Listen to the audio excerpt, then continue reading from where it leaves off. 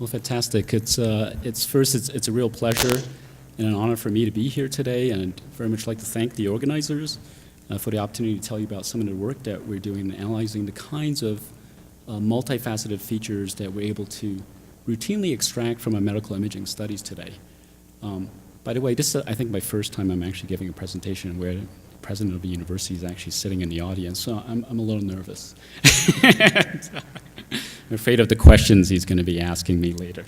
But anyway, again, thank you for coming. And before I actually launch into this, I do want to say a few words about the program that you're building here and everything that I've heard. Alex has shown me a lot of things that you guys are doing.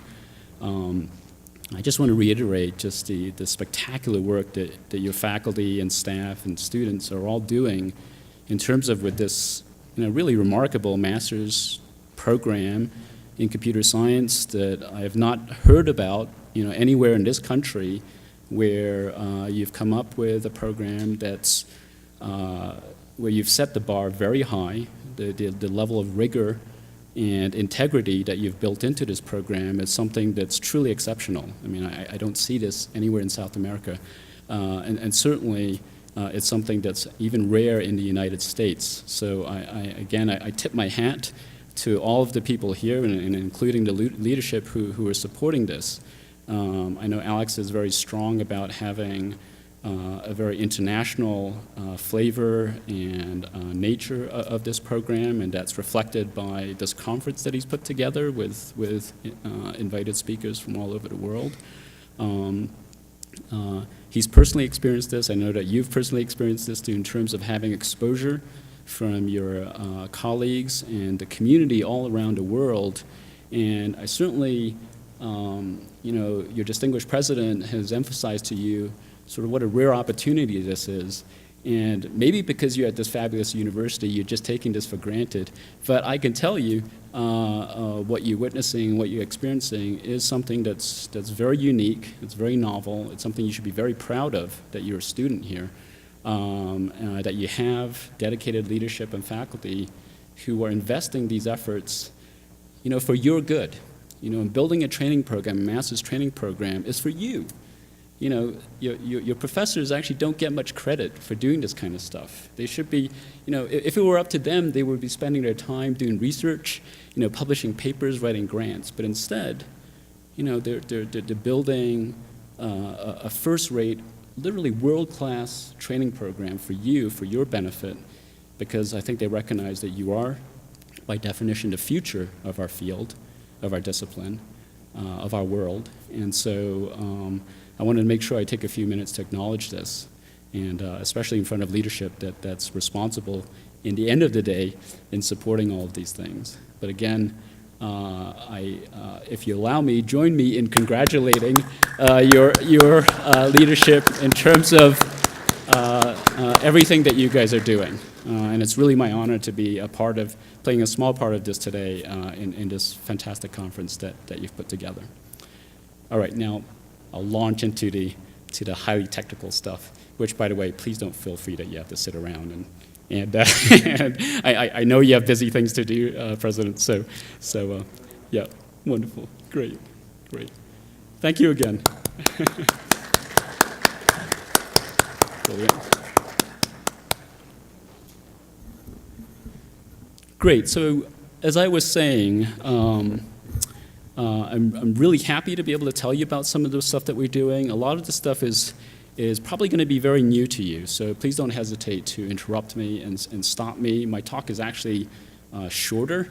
Alex had said that we actually have a lot of time, and so I'm hoping to use most of that time to entertain your questions about anything that I'm going to talk about today, or things that I haven't talked about that you're interested in this field, because I'm only going to be giving sort of you a snapshot of a fraction of the work that we do in our lab. And in particular, as I've said, I'm going to be talking about analyzing the many various features that today we're able actually to routinely sort of extract from the kinds of medical imaging data that we acquire relatively routinely at the hospitals. And certainly if you're at academic medical research centers, you'll have more powerful equipment, but really the concepts are very similar. And the reason why we're able to do this is thanks in large part to the availability of computational pipelines that can automatically provide very detailed quantitative characterization of both structure and function in our multiple modality medical images. Here illustrated for studies of the brain, which, by the way, I'll be using as a specific application for demonstrating the methods I'll be discussing over the course of this presentation today. And here are some more examples of one component of the pipeline in action across very different brain data sets. In particular, the images on the top row show the relative cortical thickness. This is the thickness of the gray matter in their brains, computed within each brain, with the thinnest regions indicated in blue and the thickest areas in red. Now, these pipelines also need to handle very different brains within our human studies, and here we see the differences in cortical folding, the way the brain folds, and thickness across human development, as well as in a pathological state, as shown in the far right column, in this instance due to frontal temporal degeneration, a type of dementia that's quite prevalent among the elderly. Now, several methods power our pipeline software, most notably the popular ANTS package for image registration. This is the very basic image processing task of figuring out the coordinate transformation or mapping that identifies for any point in one image its corresponding position in a second image, usually in such a way that brings common features, so for example anatomy and medical images, into two or more images into alignment. ANTS is a real workhorse for us, and I think it's worth spending a few minutes to expose you to some of the innovative concepts embodied in the core ANTS algorithm, which currently defines the state of the art in image registration. So one key idea is that the correspondence mappings between different anatomies, in this instance brains, or more specifically images of brains, these are optimized over so-called diffeomorphisms. These are just a set of differentiable maps with differentiable inverse. In other words, the topology of the image domain, in this case the image that's being transformed or normalized or warped or whatever term you want to use, is maintained or preserved by the transformation mapping. And there's a reason why we want to make sure that the continuum is maintained. And hopefully this will be apparent as we go through some of these examples. Now, these diffeomorphic maps are generated by integrating a time-dependent vector field. This is a velocity field effectively over time, starting from x, the identity configuration, just the image of the brain that's deformed in its original state. And there are two constraints on the optimization problem. The first constraint is that at time one, the diffeomorphism should map image I, shown on the left here, into the space of image J on the far right. And the second constraint is that the length of feed and mapping should be as small as possible, and this length is described by the integral over time of the velocity field size. So by solving this problem with these constraints, in other words, the registration problem, we can smoothly map image I into the space of J as shown here. And here we see an animation of a diffeomorphic map, in this example between a chimpanzee and a human brain. Each frame in the time lapse of the movie corresponds to a point along the diffeomorphic map. And we can get some additional insight into the algorithm by taking a look at how we discretize the problem. As we saw in the preceding slide, the dense in space, sorry, this box thing just came up. Let me see if I can return to this slide here. Oh, here we go. So as we saw in the preceding slide, the dense in space and time velocity is sampled at a finite set of time points. And looking at the integral, we can see that the initial value of the diffeomorphism is just the identity. Phi at time 0, x at time 0 is just equal to x itself, okay? To update the value over time, we simply traverse the velocity field, accumulating the deformation in small time steps until time 1 is reached.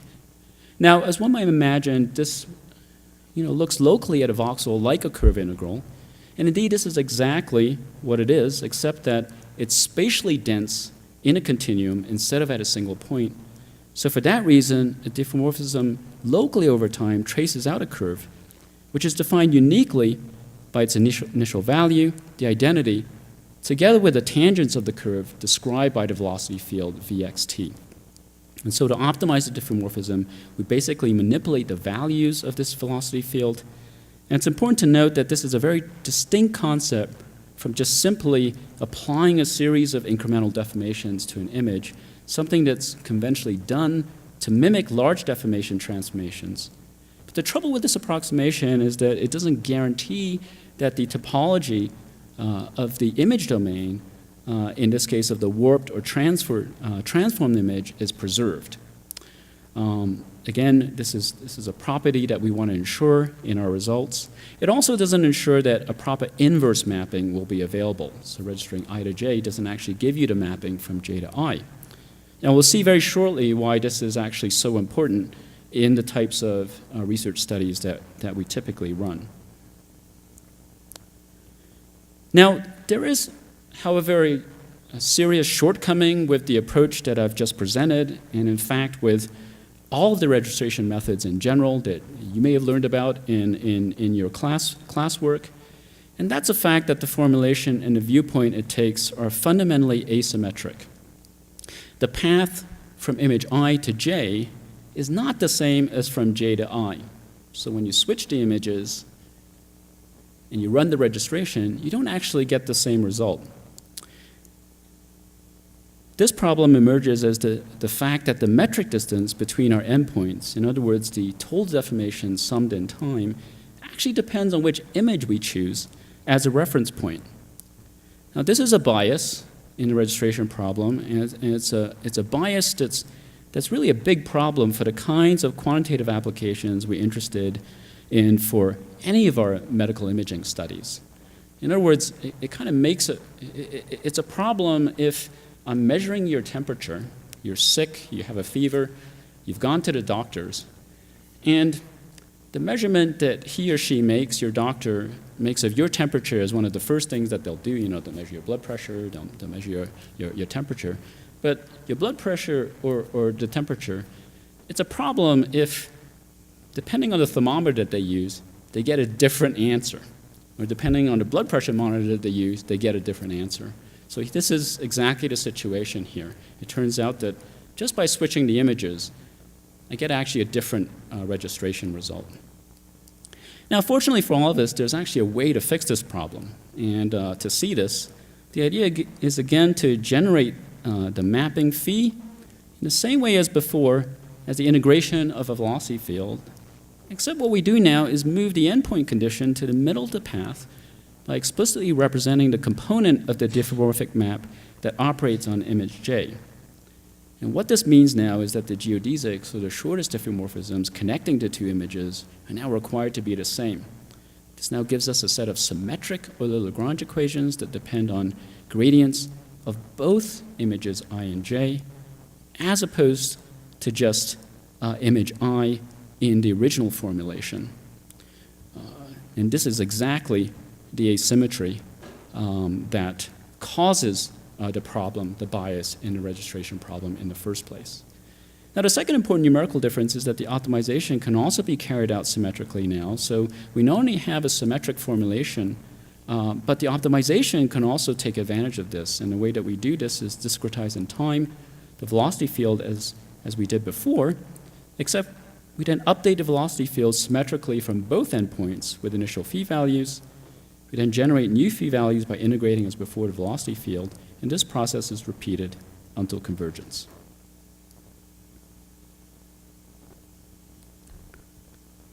All right. Now, even though the details of the method as I've just presented can sometimes, or I'm told it can sometimes be a little bit opaque, and don't worry if this is indeed the case for any of you out there, the basic algorithm as I've just described it is actually really quite easy to appreciate when we take a look at the symmetric normalization in action. So in particular, let's consider as shown here the sad face on the far left as image I, and the happy one in the middle as image J, and I'm going to be using smiley faces here only because it's a bit easier to show the effect of the algorithm with faces than, say, with brain images if you're not familiar with brain anatomy. So note where conventionally one image is typically deformed into the other in the registration problem. Both images now deform into the mean configuration at time equal to 1/2, and the total symmetric normalization or path between the two images is obtained actually by composing the diffeomorphisms shown here. So rather than going from sad to happy, I to J, or happy to sad, J to I, where you get this asymmetry problem I described before, both cartoons first become sappy, and, okay, you're supposed to laugh, but it might not translate. But, and you flow into, so to go from sad to happy, for example, you start with the depressed state, and you flow into the sappiness, and then what you then do is you take the inverse mapping from the happy to sappy, and you take the inverse mapping of that, and you compose it, and you get to the happy state, all right? So the path from I to J now is identical to the path from J to I, all right? You just compose these two paths. And what's even better is that this symmetric registration not only gives us unbiased results critical to population and longitudinal studies that we do in medical research, but also results in improved performance, because all of the images now contribute to the calculation, as we saw earlier, when the gradients were shown to be taken in respect to both of the images in the pairwise registration problem, as opposed to in the traditional registration problem where the gradients of the image are actually taken in respect to just one of the images. And so depending on which one is the reference image, you end up taking different gradients, and that's the reason why you get different results.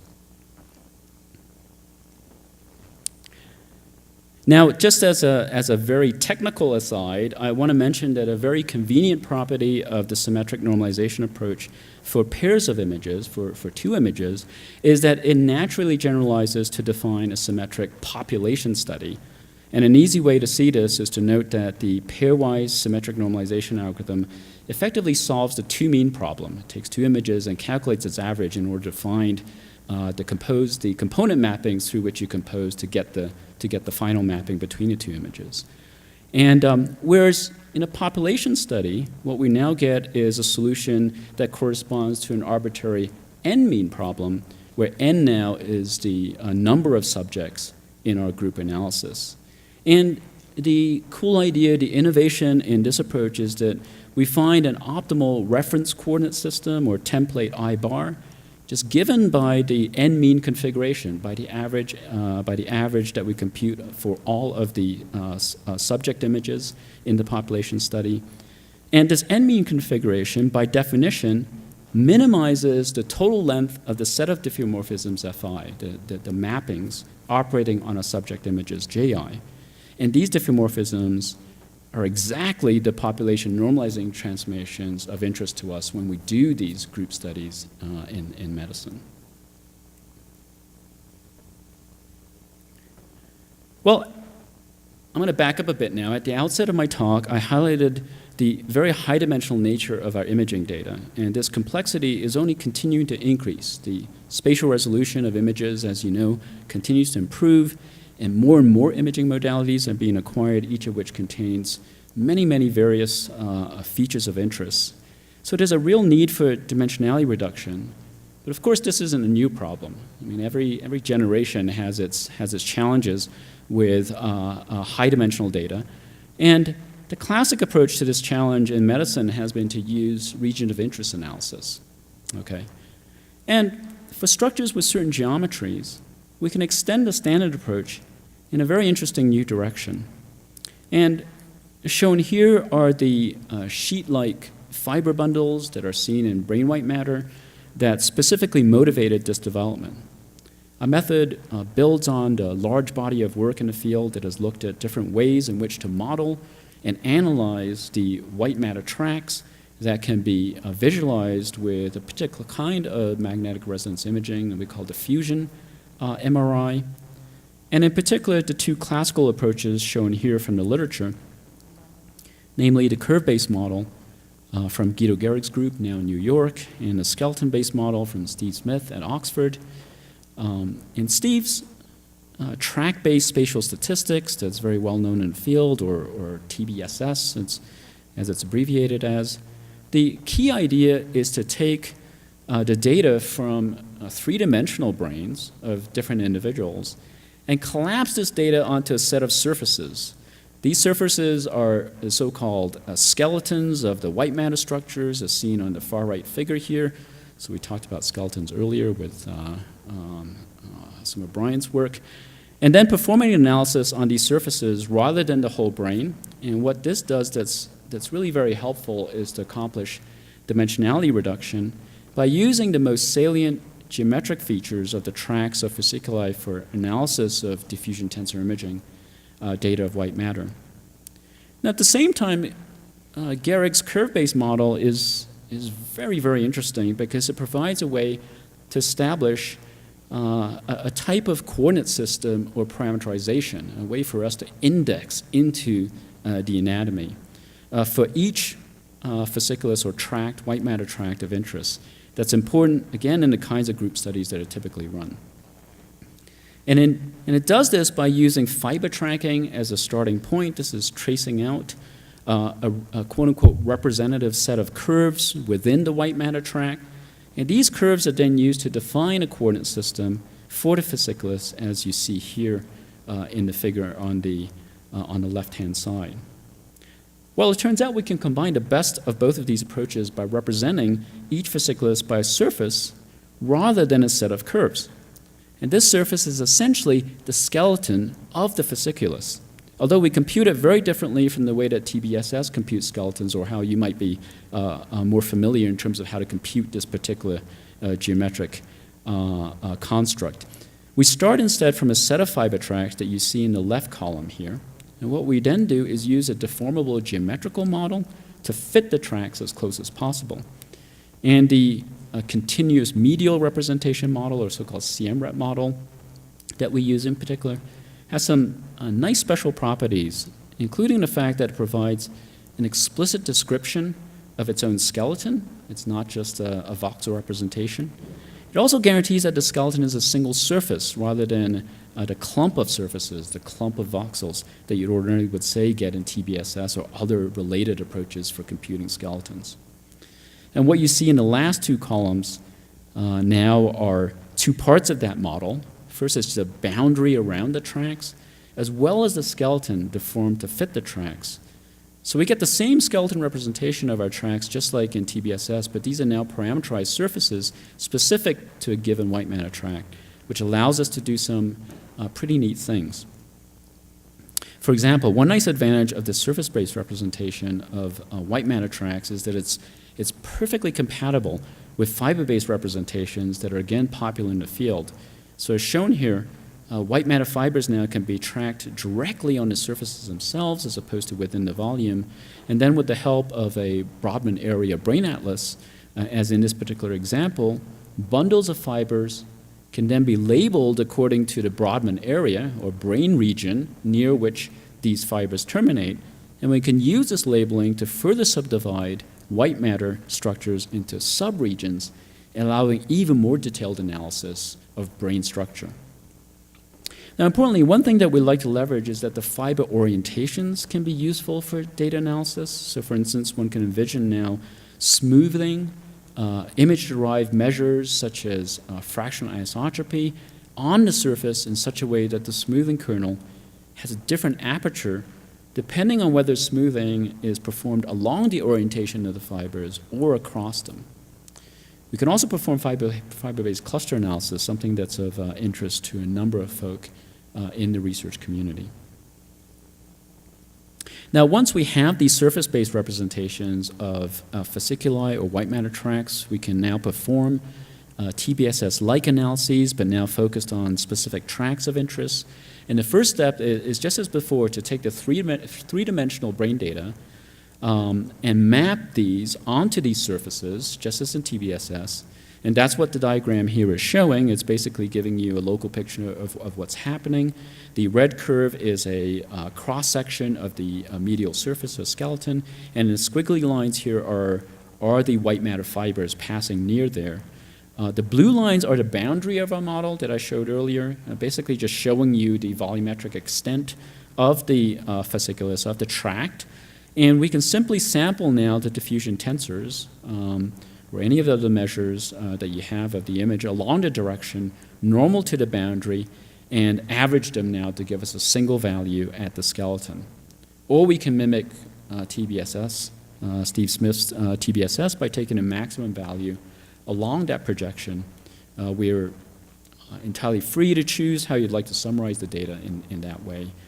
The point is that whereas in typical studies where the smoothing is isotropic, as I just mentioned previously, we can potentially now achieve a better trade-off between sensitivity and specificity by dimensionality reduction and smoothing on this medial surface that we have. Now, by sampling in this way for every point on the surface of the geometric model, we now obtain a set of values, one for each of the subjects of interest in our study here, and that's what's shown in the figure in the lower right corner here, where the fractional anisotropy of diffusion tensor images specifically is plotted for each subject on the model surface. And from here is just one step to performing statistical analysis, and in this case, just computing the T-map, which is shown on the lower left corner there. I should mention, in case you're unaware, the fractional anisotropy that I keep referring to, or FA, is just one of the common diffusion tensor imaging or diffusion MRI derived measures of integrity of brain white matter. And these analyses can, of course, be carried out on more than one tract, as shown here. Now, this track-wise framework, as I've just presented, naturally applies to brain white matter studies of any of the diffusivity-based measures that you can derive from diffusion magnetic resonance imaging. But a potentially even more informative approach is to integrate these kinds of microstructural features of white matter with investigation of changes in macroscopic properties of tract morphology, such as the size of our tracts, or the tract thickness, or the shape of these white matter tracts. And these are measurements that are immediately available from our parameterized models. And here's an application of this kind of a multi-scale approach in a diffusion tensor imaging study of amyotrophic lateral sclerosis. This is a kind of neurodegenerative disease that affects the upper motor neurons. And so the cortical spinal tract, one of these brain white matter tracts, is of particular interest in this work. And as you can see, the thickness analysis here highlights additional regions of macroscopic pathology, at least differences in the patients that are not found by just looking only at the microstructural FA or fractional anisotropy data in this case. Now, the analyses I've talked about up to this point have all been anatomically defined. On the other hand, what's all the rage right now, of course, are empirically based, data-driven approaches, big data, deep learning, and these are tremendously interesting. They take advantage of modern mathematical methods for, in the case the techniques I'm going to talk about, non-negative matrix factorization that can be tuned for medical imaging, as we've done in something we call eigenanatomy. Equally important, they're able to handle diverse types of data. So one of the things that you may not be aware of in the kinds of studies that we do is we don't just work with one type of data, but usually when you're not feeling well or when you're sick or just for research studies, we collect a multitude of data on our subjects, and imaging just being one component of the data sets that we have of our patients or of our research subjects. And the use of the techniques that I'm about to describe is also motivated by the fact that we don't always have these anatomical regions or these regions of interest that are optimal for a particular study. In white matter, as in brain white matter, as for example we've just seen, we have approaches like this track-specific analysis that I described, and there are other atlases or these templates that outline some major structures, but they only cover part of the white matter, they only cover part of the anatomy that we're interested in. And of course, there's this persistent issue that you may not be aware of just a disagreement as to anatomical definitions. In other words, when we ask people to segment or label images, if you ask two people to do the same thing, you'll get two different answers. And this actually happens in medicine as well as it does in any other field. Now, in gray matter, in the brain gray matter, there are also a variety of different ways to parcellate these, different ways to subdivide them. But then again, we have to choose which one, if any, that gives us the level of detail that we might need in the studies that we're interested in. And if you're doing an exploratory study where you actually don't know where the actual effects are in the brain, then it's really hard to make that decision about what kind of prior anatomical regions that you're going to choose to study. Well, with eigenanatomy, what we do is we forego that choice. Instead, we take a set of spatially normalized images. These are data that have been spatially lined up. And we use a form of principal component analysis to decompose the images from a p number of voxels, numbering typically in the many, many thousands, into a reduced set of weighted regions of interest. These regions are sparse and spatially clustered, meaning we can restrict the extent and the degree to which each region of interest can be distributed. So there's a spatial sparsity and spatial constraint on these components that we extracting. The key concept here is that these regions of interest now are defined entirely by the data. They're selected in such a way that a set of projections captures a maximal amount of the variance in the original high-dimensional data space, subject to the sparsity constraints that I just mentioned that we impose on the data. And the obvious idea here is that by sampling the data with these projections, we might improve performance, for example, on statistical tests in the reduced dimensionality space, because these regions now better represent the variance in the original data than the original voxel-wise representation. Now, the following study that I'm going to describe wasn't designed specifically to demonstrate the potential performance advantage of using these eigenanatomy approaches or these matrix fractionalization dimensionality reduction approaches, but it will give you an idea of how we now routinely use these classes of methods, and in particular this one approach in our work. The input data in this particular study is cortical thickness, the thickness of the brain gray matter of our subjects, and white matter fractional anisotropy, so measures of the brain white matter integrity. In this case, from 69 patients and control subjects. We use eigenanatomy here to find, in this instance, 32 principal components representing the fractional anisotropy data shown here on the left, and the cortical thickness data shown on the right. We then look for which of these regions, these components, are most predictive of cognitive performance on 3 different language tests, each of which evaluate different aspects of language ability. So the tests are the animal's category verbal fluency, which tests the number of animals that you can name in a minute, the FAS letter fluency, which counts the number of words beginning with the letters FA or S that you can name, and the Boston naming test, which is a picture naming test. There are actually Spanish language versions of all of these language tests. So now the regression problem, using the eigenanatomy projections as predictors, is reduced to a standard determined linear system where we have fewer betas to calculate than we have subjects, because we're using the projections now as opposed to the voxels in the images. But we actually don't have a lot of room. There's only a very few degrees of freedom in the model. And it's also very likely the case that the betas are going to be non-zero for all of the predictors or all of these components that we're using. So we have to have a strategy for picking out the ones that are most relevant. Now, this shouldn't be news to you. This is a common problem in linear regression, and there are a variety of techniques for addressing this. And our approach is to run a sparse regression that lets us, again, to control sparsity just as before. And in this particular instance, by setting an upper limit on how many predictors can have non-zero weight. So we don't allow all, in this case, 32 predictors to have non-zero weight. We actually fix the number. And here's the result of doing that for the three tests, the three language tests, and applying cross-validation to the resulting models. On the horizontal axis here is the number of predictors, and the vertical axis is the prediction error computed by Monte Carlo leave half-out cross-validation.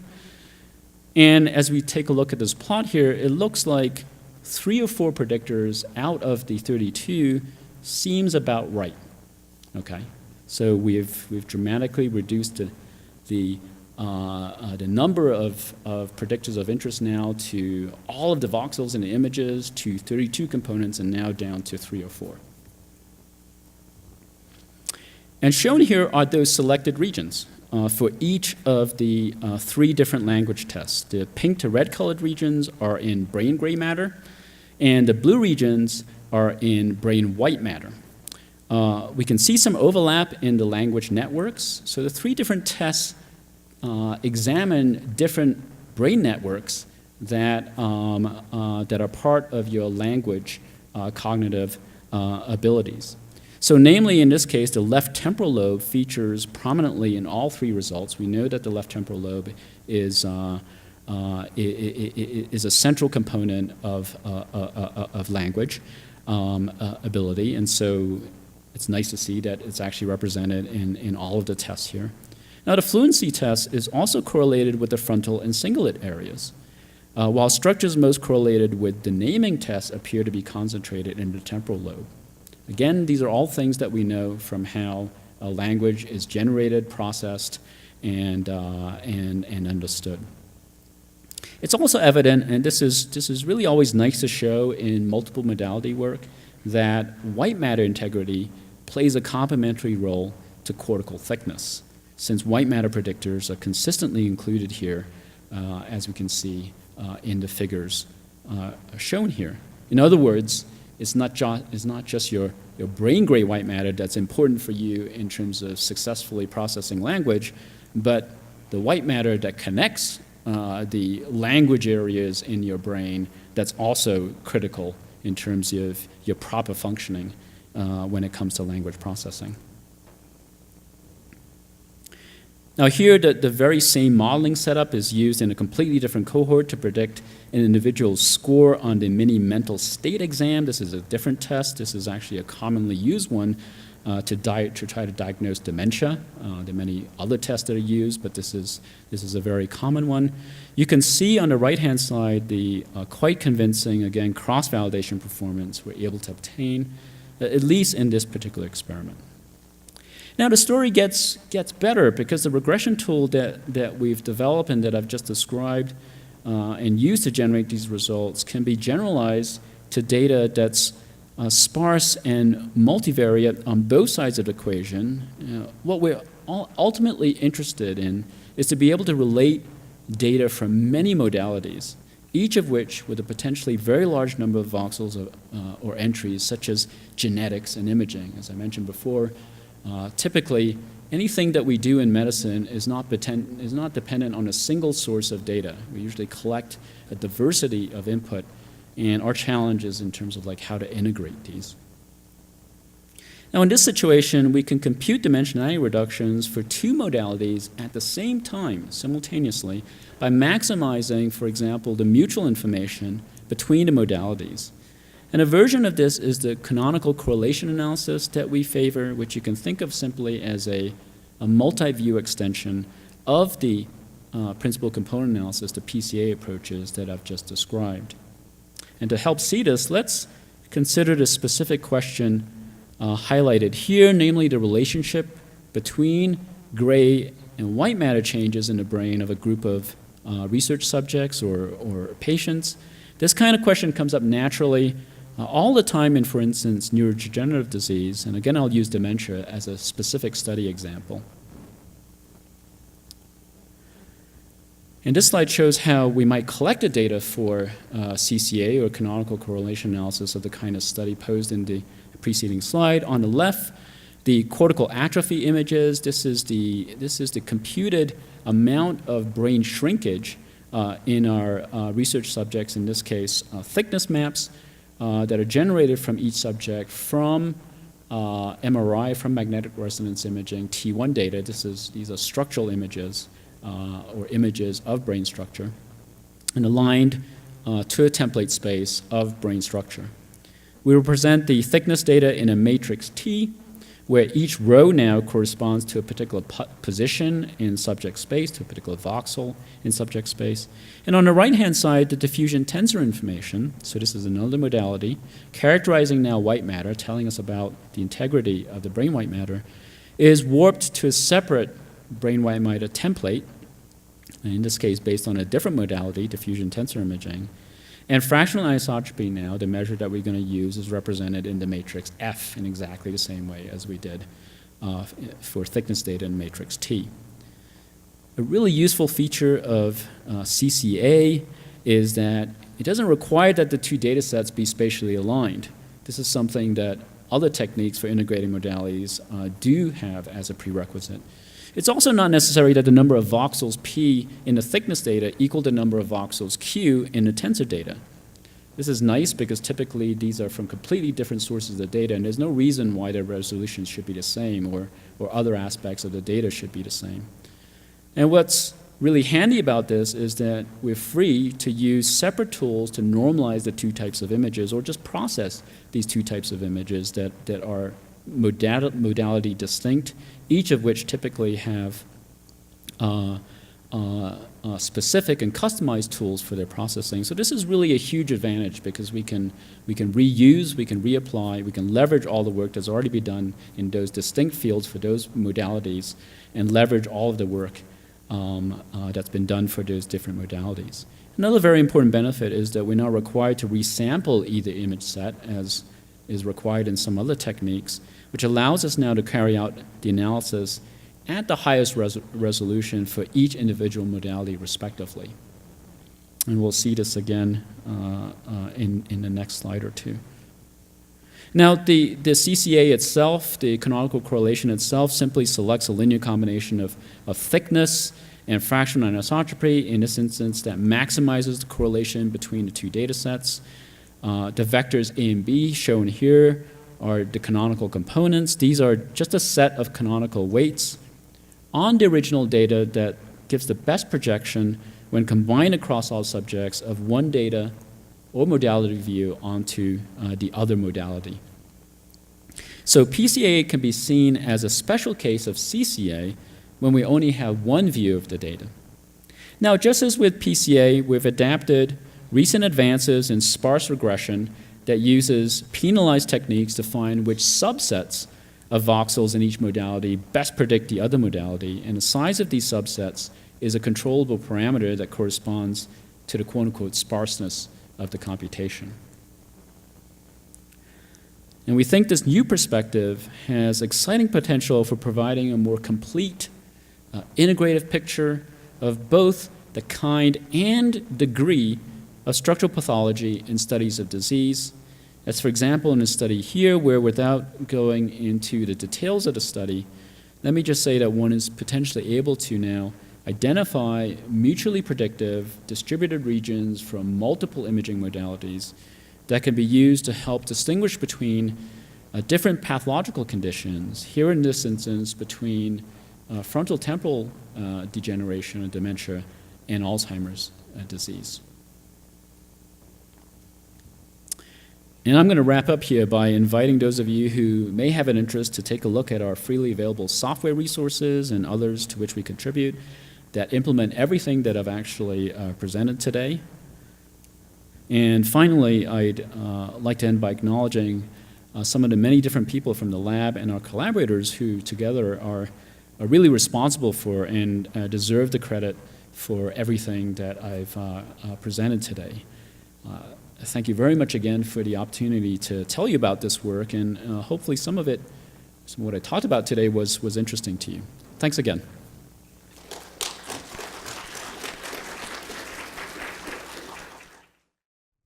Hi, I have a question. Why diffeomorphic and not only isomorphic? It's really important that a function have a inverse. Okay, so let me try to rephrase the question. You let me know if I understood you correctly. What was your question asking me? Why is diffeomorphisms Yes. interesting? Why is it necessary to have the maps be invertible? Yes. Okay, so so the one very big technical advantage for having diffeomorphisms is that you do get an invertible mapping, okay? And so recall how the underlying technology for a lot of this work is image registration, okay? So first of all, you have to tell me, do you understand what I mean when I say image registration?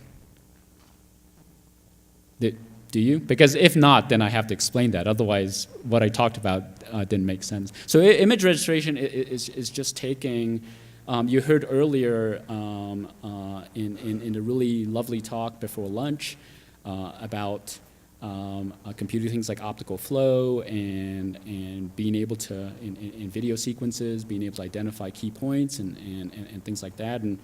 And this issue of identifying the same key point in different frames in a video sequence, that's by definition the registration problem.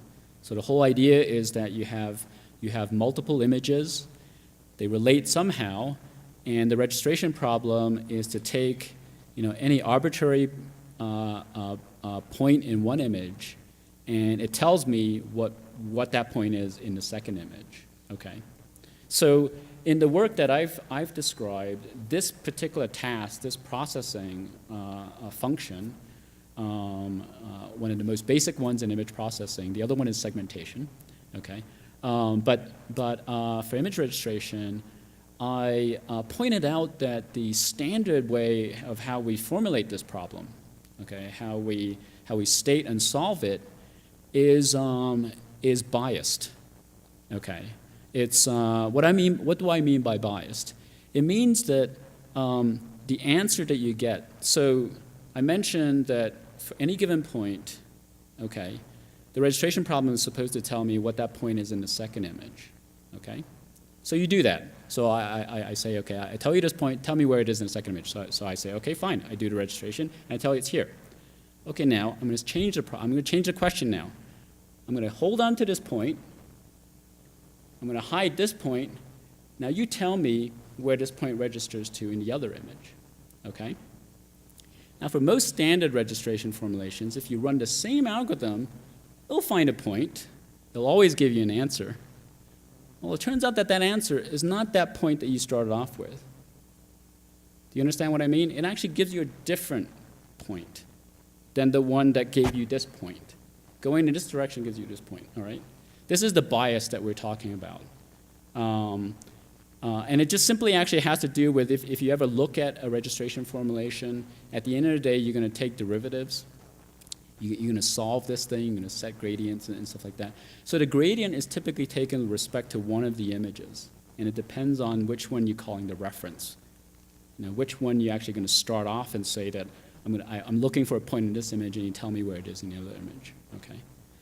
Well, so intuitively, that's not very satisfying, right? I mean, the registration problem should always give you the same answer. Like, this point in this image should always be this point in this image. And it shouldn't matter if I switch the images, right? I mean, intuitively, that should be a tautology. That should be a law. That should be a constraint of our registration problem. So this turns out to be a technical thing. This is just how we implement our technical things. So this is now, I'm going to get to the diffeomorphism, all right? So our trick is that when we specify the registration problem, you give me two images.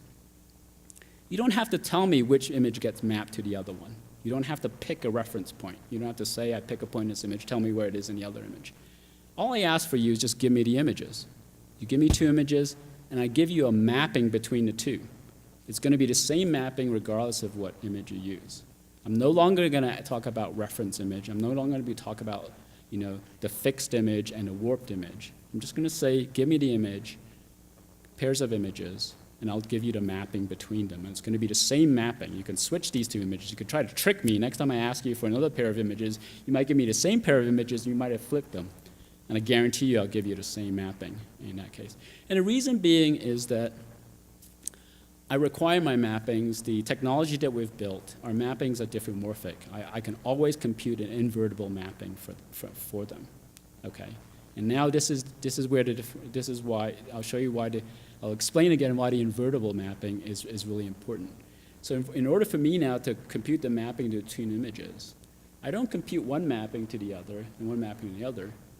I actually compute 2 mappings. I compute 2 mappings that maps both of these images into their average image, okay? This is what I mean by solving the 2-mean problem. In order for me to solve the registration problem, what I first solve is the average problem. I take 2 images and I compute the average image of the 2 images. I use the average as the midpoint, and I compute the mapping of both these images to the midpoint. And now for me to go from one to the other, I just go to the midpoint. I take the inverse of that point to the other image. And similarly, I do that for the other way, okay? And then you can swap the images, you can do whatever you want. You'll actually always end up with the same mapping. The neat thing about that, I mentioned this technical aside, is that now you can actually define a registration problem for more than 2 images, okay? It's kind of a perplexing problem when people present you. Like most people, when you're taught image registration, you're usually taught, optical flow, as the most basic algorithm and things like that. You're usually taught that you have to have 2 images and you're computing the registration between 2 images. Well, what if I have 3 images? What if I have 4 images? What if I have n number of images? You should still be able to find the mappings between all of them, right? And the neat thing about this is now, what's great is that if I have n images, as I showed, I now compute the average image, okay, for all n images. And the mappings between any pair of images in your set of images goes through the mean, goes through the average image, and you compose it with the inverses to the other images. It turns out in medicine, that's actually a problem we need to solve. All of our studies typically involve many more images than just 2. We usually study many more subjects than just 2 subjects. And so that problem is required. So that's a very long-winded answer to your question, but as a technical point, it's really critical because by requiring these to be diffeomorphisms, I design the implementation so that my mappings are invertible. I use that invertibility to actually construct my registrations. There's another reason why we want these diffeomorphisms to be, why we want these mappings to be diffeomorphic, why we don't want them to, why we want the images not to tear apart, not to fold, that the continuum is preserved. And that actually relates to the second fundamental task in image processing, and that's segmentation. So if you've studied segmentation, certainly in medical images, one of the classic ways to do segmentation is to take a labeled image. You take a model of the thing that you're trying to segment, okay, and that model is segmented already. And so now what you do is you take that model and you register it to the data that you're trying to segment. And then as long as the mapping is diffeomorphic, you can take all of your segmentations, your labels, and it will map in a smooth way into your data. And that's a very classic way of doing segmentation for medical images. That's how we get the, a lot of the images I showed of the brain, for example, they were parcellated into different brain regions, colored nicely and stuff like that. And the data-driven approaches finds those automatically, but otherwise, all of those other approaches were all of those other labels were done using this registration-based segmentation approach. Does that help? Does that? I apologize that I can't speak in Spanish because I think that I could convince you in Spanish. But yeah.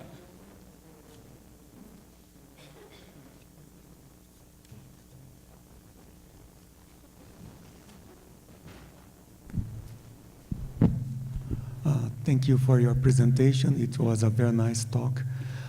Techniques for dimensionality reduction in general cause some certain lack of information and consequently some loss of precision. Okay.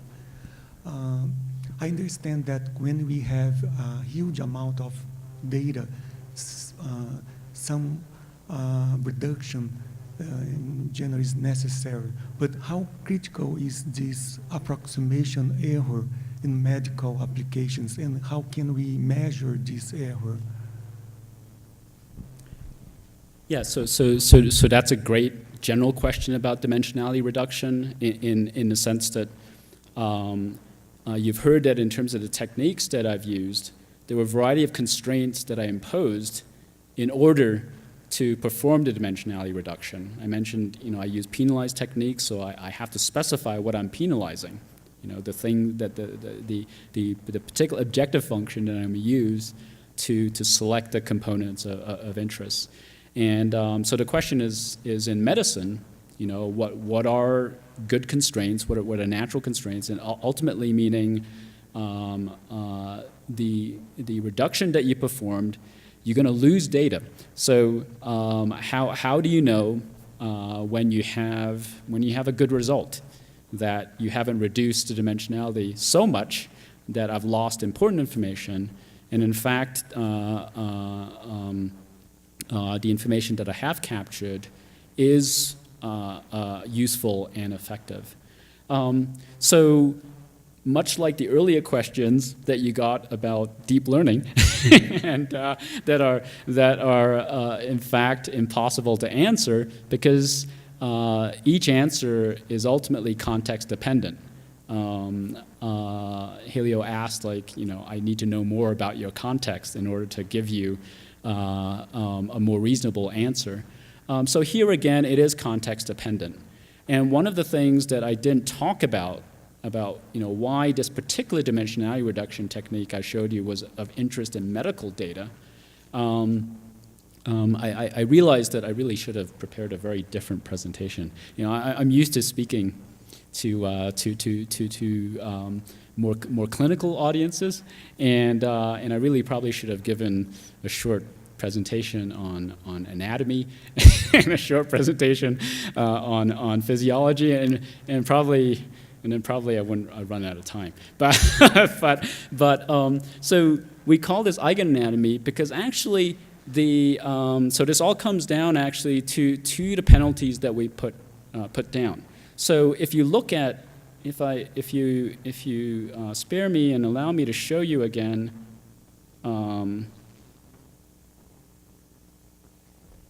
okay, so I show you again. Okay, these are.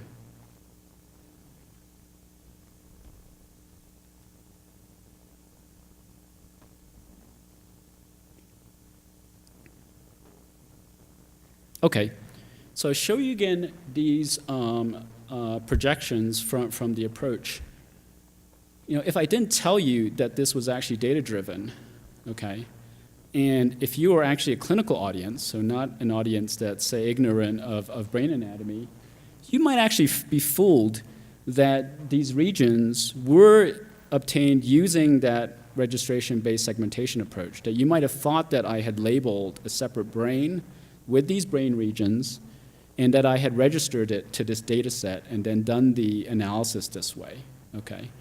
So in other words, the penalty, this particular dimensional error reduction technique was designed in such a way that the projections that we get actually look like brain regions. So one of the things that was required, and we didn't do too much work in this, I don't show you results here, but I'll give you some idea of how we do this. One is that one of the challenges of doing this kind of stuff is that typically you will get a lot of noise. You'll get a lot of other regions or or voxels that will appear in your components, because these components are just based on the voxel data. So when I compute sort of like the first eigenvalue, they can be voxels all over the image, okay? So one of the constraints here is that we want these projections to be spatially contiguous. So that's built into this. By the way, you know, it sounded very simple, but this was a PhD thesis trying to get this to work. And so one of the constraints is that they're spatially contiguous, because we know our brain regions are spatially contiguous, so they actually look like brain regions. And then there were other things. So we also played around, the same student who worked on this played around on actually using brain atlases, so actual brain regions, to further constrain the appearance of these components. So in that case, there's a prior now weighting on the dimensionality reduction technique. So it's not purely data driven, it's now also taking the data as well as priors that we have about what we know about brain anatomy. So if I showed you the results for that, you know, some of the brain regions, some of the regions here would look even more like the structure that it's representing. But it's a great question. It's task specific. So this technique that was designed was very specific to brain anatomy, and it was crafted in such a way that the results actually look like brain regions. So even though, you know, I started off talking about this by motivating it, saying that we were using purely data-driven techniques, which it is, and then using, you know, matrix factorization to get these components. In the end, when I was talking about these results and when I talk to a clinical audience, I don't talk about eigenvectors and projections. I actually refer to these brain regions, so I could actually give you a name for these things, and that's what I did. You know, I said, you know, left temporal lobe. I mentioned, you know, frontal and cingulate areas. So I actually gave names to these data-driven projections. So I cheated, because remember, I started off by saying that I was going to let data determine what these regions are, and then suddenly, you know, if you were paying attention, you started saying, well, why is he giving these names? Because that's by design. You know, these were projections that are meant to actually mimic anatomy. But in general, there's no, yes, we are definitely losing information here. There's no question about that.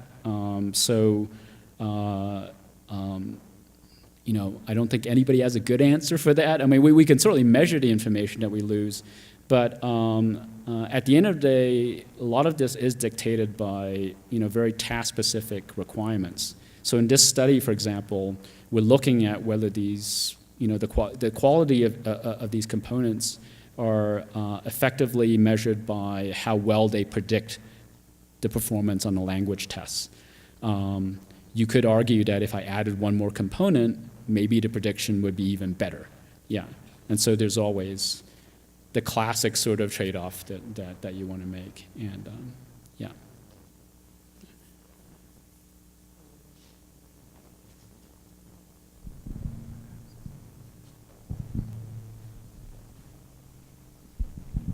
Hello, congratulations for your work.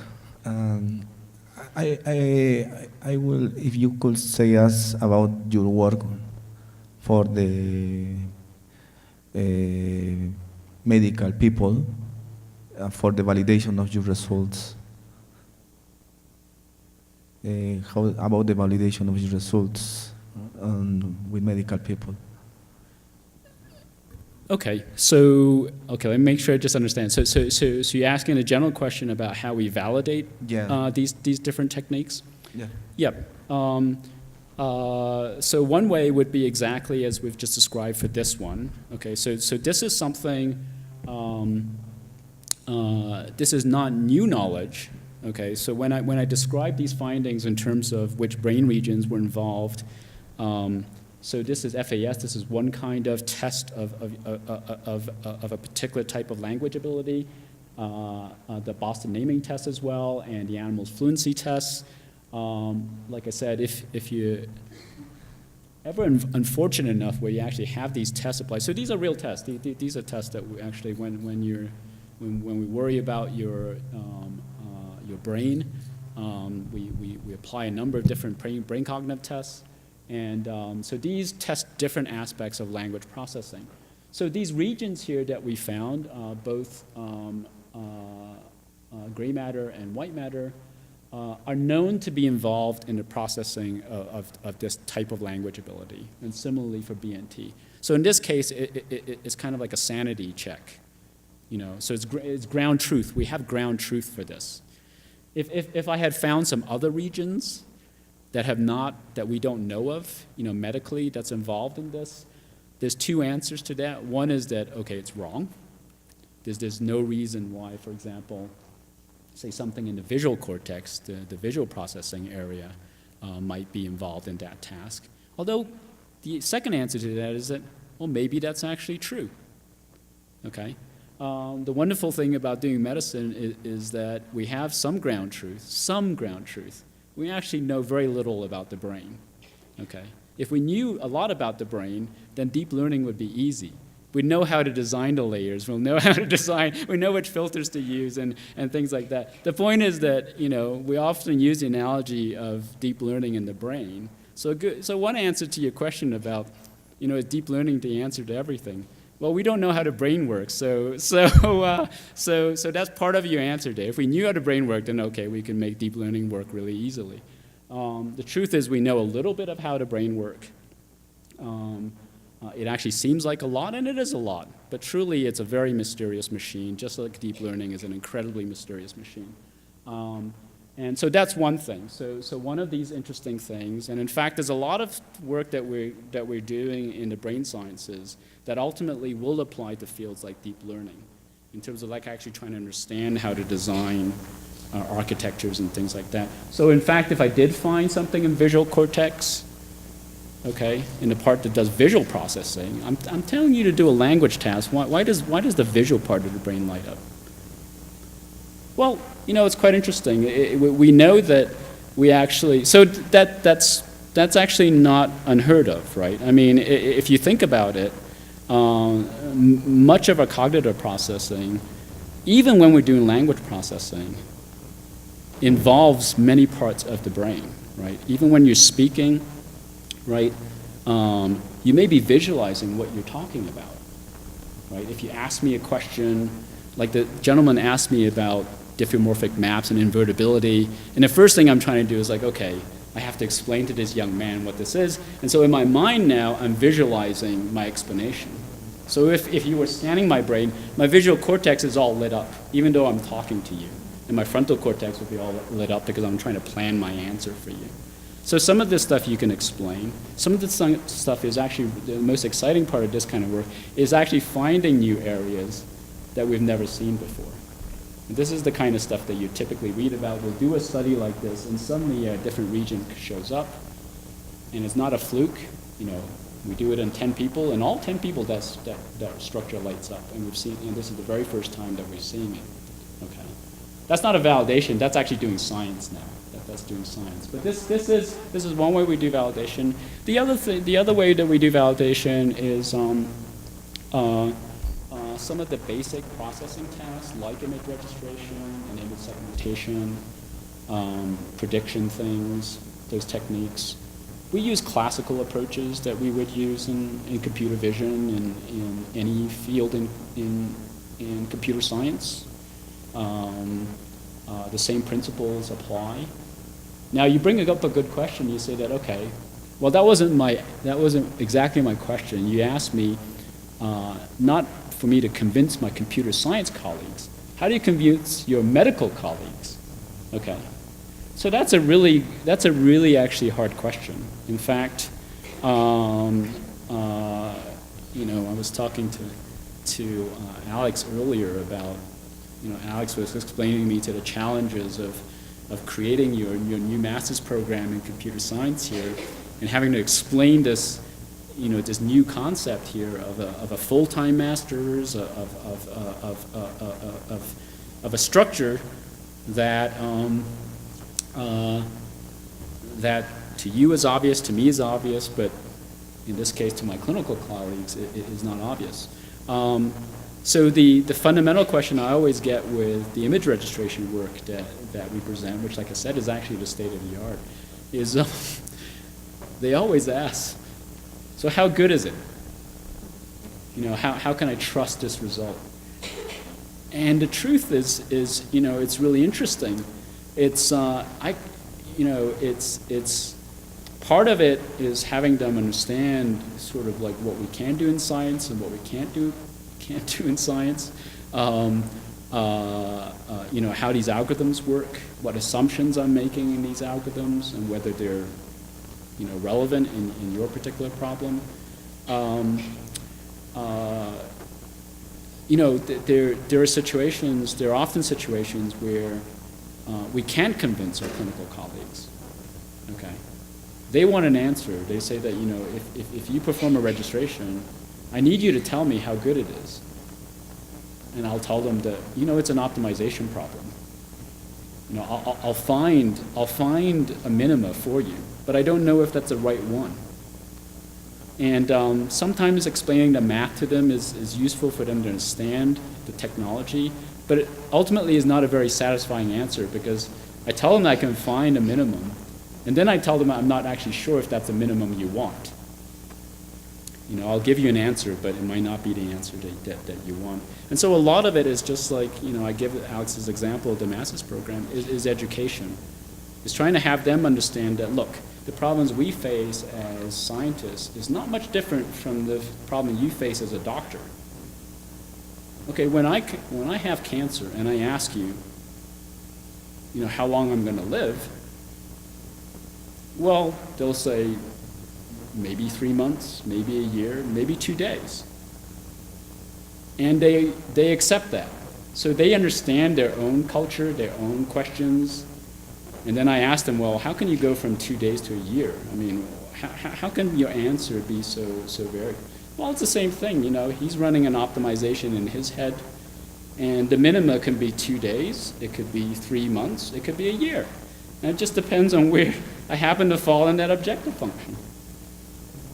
You know, if they haven't studied math, it's actually hard for me to use that analogy. But it's really the same thing. It's really that we all have different contexts, and you do the best that you can. But I think that it's really, really important to make them understand that just because these results are computed by a machine, it doesn't mean it actually gives you the right answer. Okay? The biggest challenge that we have right now in our field is deep learning. Okay? It's just as fascinating to our computer science colleagues and our computer science students, where everybody, you know, these days, if you come to study computer science, I think one of the top 3 things you're interested in learning, at least learning about, is deep learning. Okay? Or at least machine learning. If you're not interested in deep learning, at least machine learning. So deep learning has, you know, is fascinating. It's the only technical thing. Certainly computer science thing, it's the only technical thing, not even AI in the old days. So I'm actually a lot older than I look, and so some of our colleagues, so I've been around through many of the AI winters. The earlier AI winters, you know, those of us who've been around a while know that, well, there's not much to deep learning besides artificial neural nets, which has been around for decades. It's just that we can compute those now. And but deep learning, you know, has somehow really, it's really captured the imagination of the world. And by the world, I mean not just by computer science geeks. It's captured the imagination of your average person. It's the only thing that I've seen in the recent thing where, you know, I attend typically clinical conferences, clinical meetings, giant meetings. And these meetings are usually about medicine and things like this. So there's very little technology. But now they have whole sessions on deep learning. You know, you have doctors sitting in you know, cardiologists sitting at a big conference, you know, trying to learn about deep learning, and I shake my head a little. And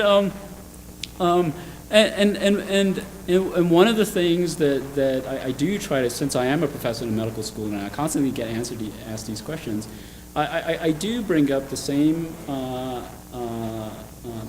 cautionary.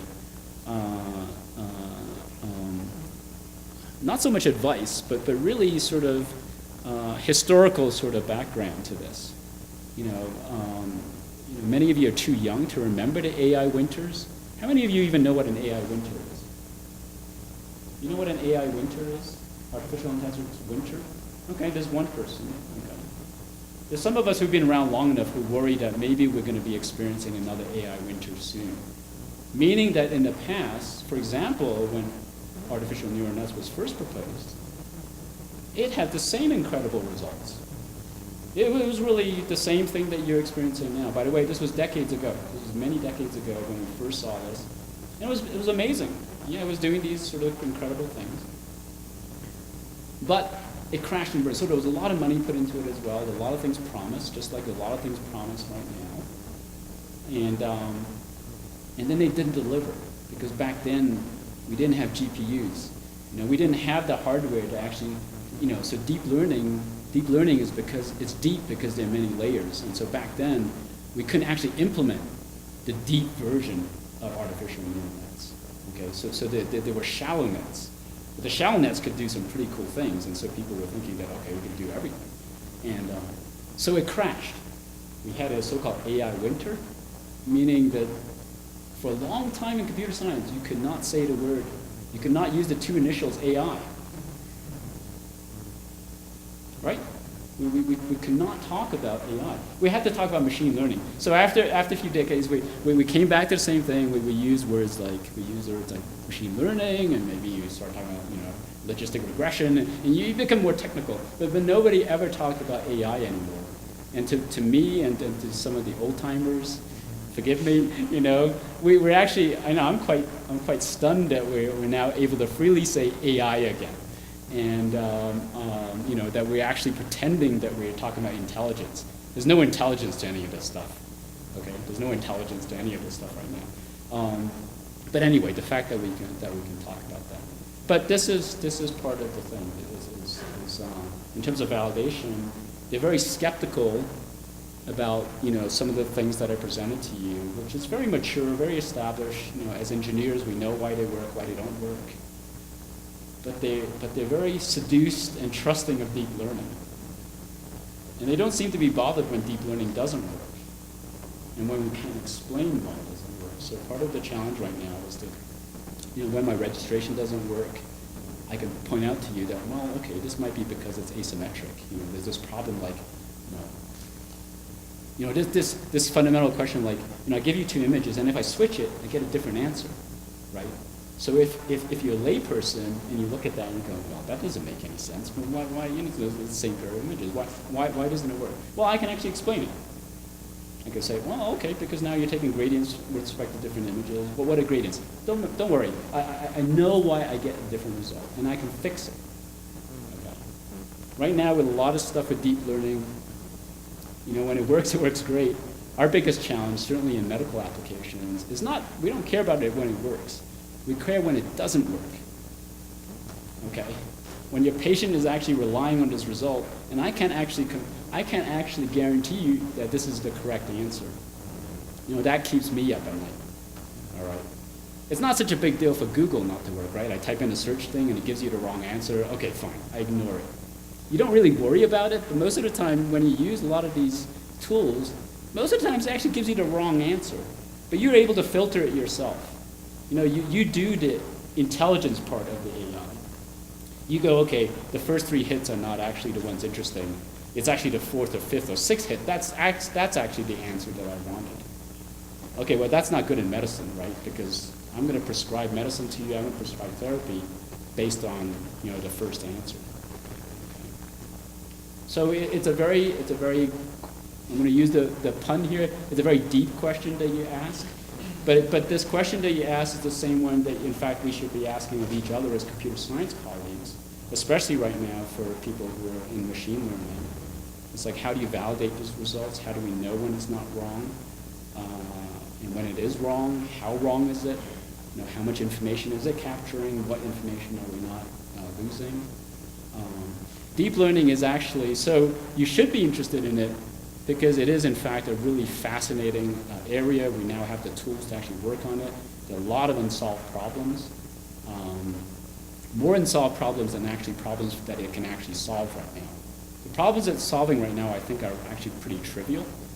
But there are a lot of unsolved problems about deep learning that actually make that field very interesting, and actually finding answers to just figuring out how to fix a problem.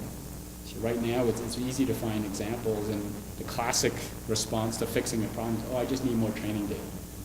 Well, it's sometimes you actually got the completely wrong architecture, and it's not just, if your answer to everything is more training data, you know that that's actually not going to be a very successful approach, because you're never ever going to be able to sample everything that you're going to need. And that's the brilliant thing about your neural net in your head, is that you don't actually need to sample everything in the world, and you can still actually make pretty good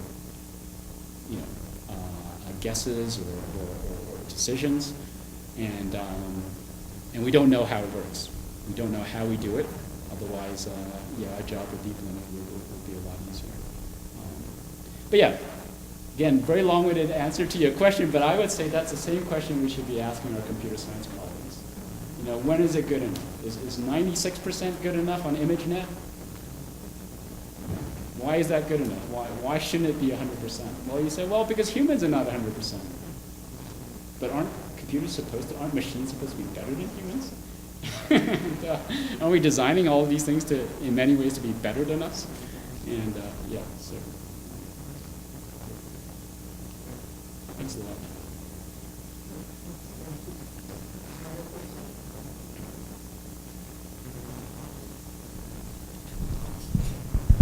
Hi, James. In your opinion, what is the future of biomedical imaging? Of medical imaging? Yeah. Oh, I think the future, like in just about every aspect of medicine, is incredibly exciting. I mean, I just gave you a very, like I said, unfortunately, I should have given you a tutorial on imaging before I actually talked about some of the techniques in here. But it's one of the fields in medicine that is continually growing at a very rapid pace. We're constantly coming up with new modalities, meaning new methods to image. And when I say image, I use image in a very broad term, literally taking measurements of you. The very exciting thing that's well, okay, this is a little biased. I shouldn't say everybody finds this exciting, but certainly speaking to this audience here, one very exciting thing is this whole notion that we talked about machines being better than humans. I just made that comment, and there is this thought now in the field where traditionally in the medical field, whenever you are subjected to some kind of a test, whether it's say an X-ray scan or an MRI scan, or a temperature reading or a blood pressure reading or a blood test, at the end of the day, there's somebody who's going to take those data points and they're going to look at it. Okay, and they're going to decide that, okay, this is within normal range. Okay, this is a little bit high, but I know something about you, and I'm not going to worry about it. Your blood pressure is maybe a little bit pre-hypertension, but you're young. Okay, eat less salt in your diet and exercise more, and you should be okay, kind of thing. So the idea is that all of the things that we measure, even for these images, is at the end of the day, much of it is designed for human consumption. Meaning somebody at the end of the day, a person, takes this data and looks at it. Well, machine learning is all about the other way, right? I mean, the idea is that in many fields, there's too much data for a human to look at. We had some fantastic examples in terms of surveillance. If you're in the UK with the sheer number of cameras these guys have running, it's literally physically impossible unless and you might be able to do this in China because they have enough people, and you might have enough people sitting on these monitors looking at these things. But in the UK, certainly you can't do this. And so And so automation, so machine reading is really going to have to be part of the answer. It might not be a complete answer, but it's going to have to be part of the answer. And medicine is now, there is enough people, and part of this is the seduction of deep learning, that people are now beginning to consider and accept that maybe machine reading has to be part of the answer. That even in developed countries now, we don't have enough manpower to read all of these images. These images are incredibly large. There are many sections, and so we are getting to this tipping point where, just like with the surveillance data, we might not have enough clinicians to process this data, manually. So there's the general excitement that these guys keep inventing new ways to measure things, which means there's more things for people to read, and it seems to be compounding the problem. But what I've been really keen about, and some of our other people, like I said, now in the community, is designing these machines to produce measurements that are not designed for somebody to read. It's actually designed for a machine to process. And then the machine then gives you an answer that a human can decide whether is right or wrong, or uses it to make a decision, rather than just giving them raw numbers. So the reason why I'm here today, and the reason why I have a job as a professor in medical school, is that computer science is going to be a big part of the future of medical imaging, of medicine in general, but certainly in every other field. But if you're just interested in if you're interested in basic neuroscience and learning more about how the brains work and things like that, medical imaging has played a revolutionary role in that. I mean, these things, for example, I'm showing you, were never possible before without medical imaging. By that I mean that if I were to give you a tutorial, the big revolution with medical imaging is that we can do this in live people. So in the past, the only way that we learned about medicine was after you died. Okay, then we could cut you up and look at you and stuff like that. We couldn't, there was very limited things that we could do to you while you were actually still living. People still did things, but these days would be considered unethical. We wouldn't allow you to do some of these things. But we no longer have to entertain those kinds of experiments anymore, because we now have techniques that can actually measure many things about you, look into you, and won't harm you in the process while you're alive. And so all of these results that I'm showing you are all done in living subjects, and that's something that's only happened within the last few decades. This is very new. We take it for granted. Those of us working in the field now, but yeah, if you go back 50 years, you couldn't do studies like this. And we learned about this. So what's really remarkable is that we learned about these different regions. So how did they learn about these different? I mentioned these tests. We have ground truth. We know which some of these brain, what brain regions should be affected. Well, it turns out that, again, it's from patients who have had, terrible sicknesses, terrible accidents. They suddenly, couldn't remember names anymore. They can't remember faces anymore. Very strange. One day they were perfectly normal. The next day after this accident, they couldn't remember your face anymore. And that's how we learned that there's a face region. After this person died, we looked at their brain, and we noticed this brain damage in this region. And this was how much of medicine was actually almost all of medicine was done in the past. But now we can actually do this kind of work without waiting for you to die, or waiting for you to get a terrible disease, or waiting for you to be subject to a terrible accident. And so this has really been revolutionary, and constantly thinking of new ways to measure different things about you while you're still alive.